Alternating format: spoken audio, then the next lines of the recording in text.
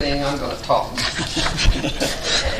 This ended up, Delbert's going to sing the song "Got Any Rivers" by Oscar Ellison. This became a family project a while back. My brother John called and said he had been thinking of the chorus, "Got Any Rivers." Is that a song? Is it a chorus? I said, I think it's a chorus. He said, well, I'd like to know. So I called my trusty daughters. Orilla May found the music and the song. Yeah. Cynthia went to the internet and found the internet group of the Ellison family, so she wrote, and the son sent her the story of the from Mr. Ellison. Good. And that brought some questions to my mind, so I went to the World Book Encyclopedia, and Cynthia went back on the internet and got those questions answered, and Delbert and I went together and wrote up what we thought was what he was trying to say. So, Oscar Ellison was a Swedish immigrant, and he came to the United States after learning English. He went to college at Northwestern Bible and Missionary Training School in Minnesota. And he says during the summer of 1929 was a very depressing summer, very discouraging. His brother passed away, and he came down with tuberculosis. And in 1929, there were no antibiotics, there was no help for TB patients, and he was told the end was there. He was going to die. During the time that he had been at the Bible Institute, he had met a man, a preacher, by the name of C.K. Ingersoll, who was a Presbyterian minister, and he was very strong on healing and prayer.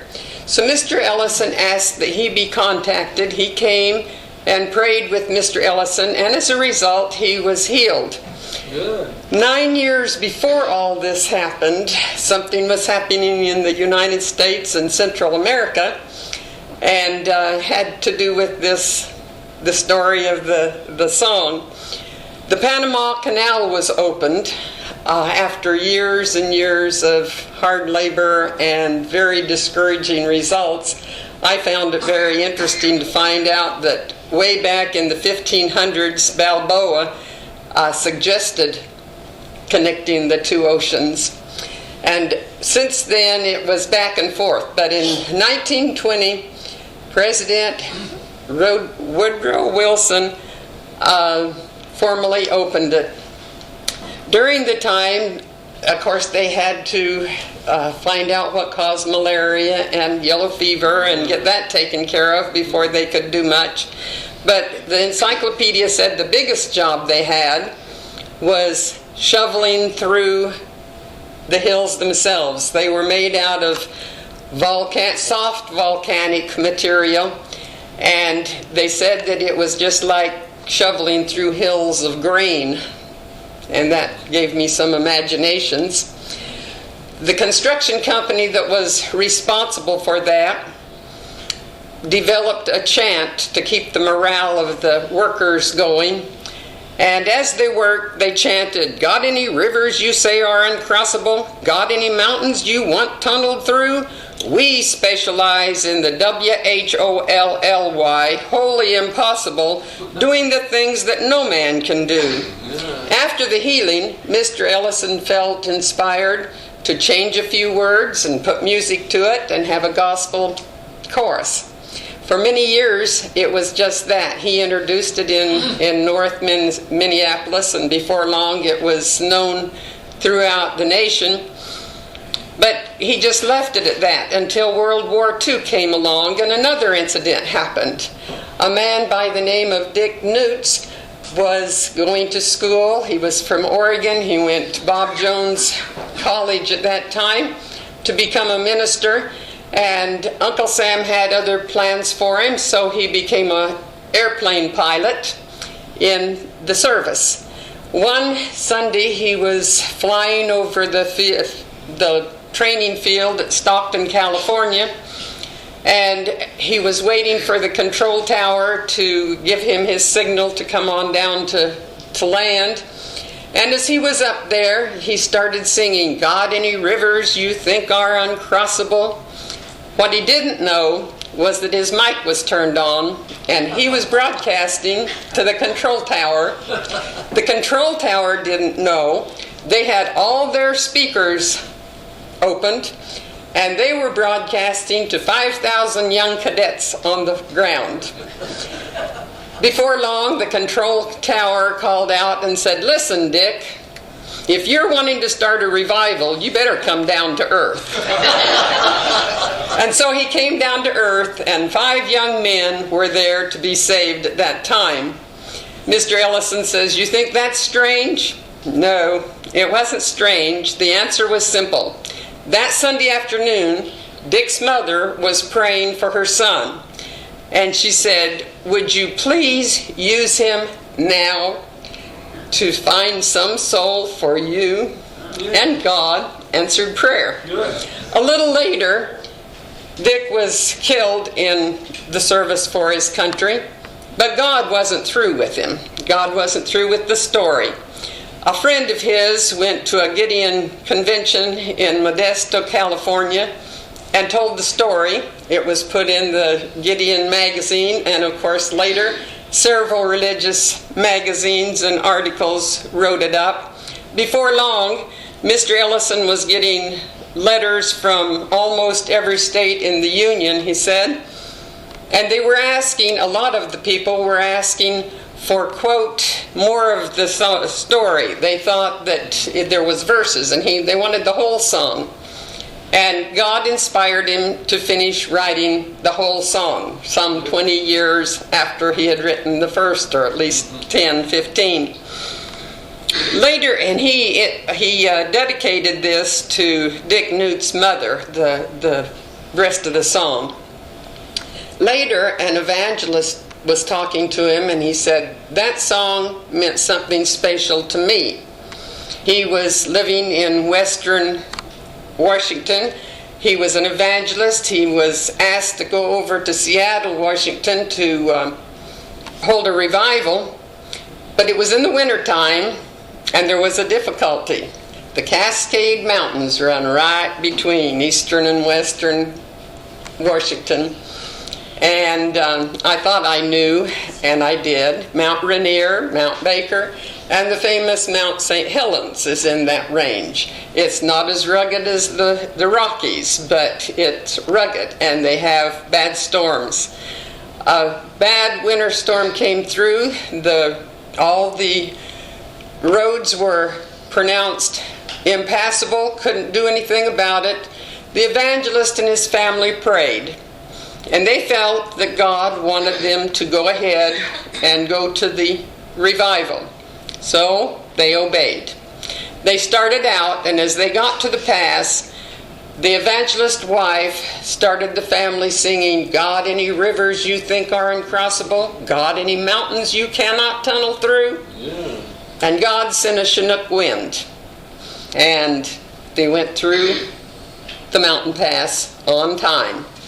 When I read that, I immediately thought of the Israelites crossing the Red Sea. And when I thought of that, I thought of the chorus that the children and I sang just about every Sunday while I was teaching. How did Moses cross the Red Sea? God blew with his wind. He blew just enough.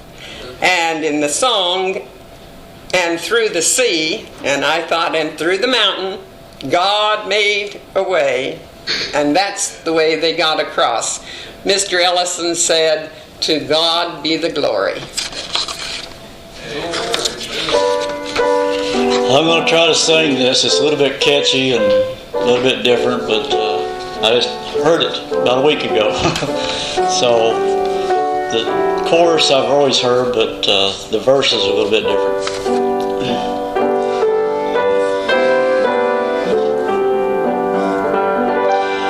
Be of good courage, God spoke unto Joshua, when o'er the river God pointed a way. Jordan uncrossable, things seemed impossible. Waters divide as they march and obey. God, any rivers you think are uncrossable. God, any mountains you can't tunnel through. God specializes in things thought impossible. He does the things others cannot do. Battles to win they would meet with their obstacles. Jericho's walls too must fall to the ground. God never failed, He stood back of His promises. Walls had to crumble as they marched around. God, any rivers you think are uncrossable. God, any mountains you can't tunnel through. God specializes in things thought impossible. He does the things others cannot do. God is the same and His word is dependable. He'll make a way through the waters for you. Life situations by Him are amenable. Mountains and hills He will part for you too. God, any rivers you think are uncrossable. God, any mountains you can't tunnel through. God specializes in things thought impossible. He does the things others cannot do. Brother Delbert, let's all as a congregation sing that chorus with you. God, any rivers you think are uncrossable. God, any mountains you can't tunnel through. God specializes in things thought impossible. He does the things others cannot do. Let's sing that again. God, any rivers you think are uncrossable.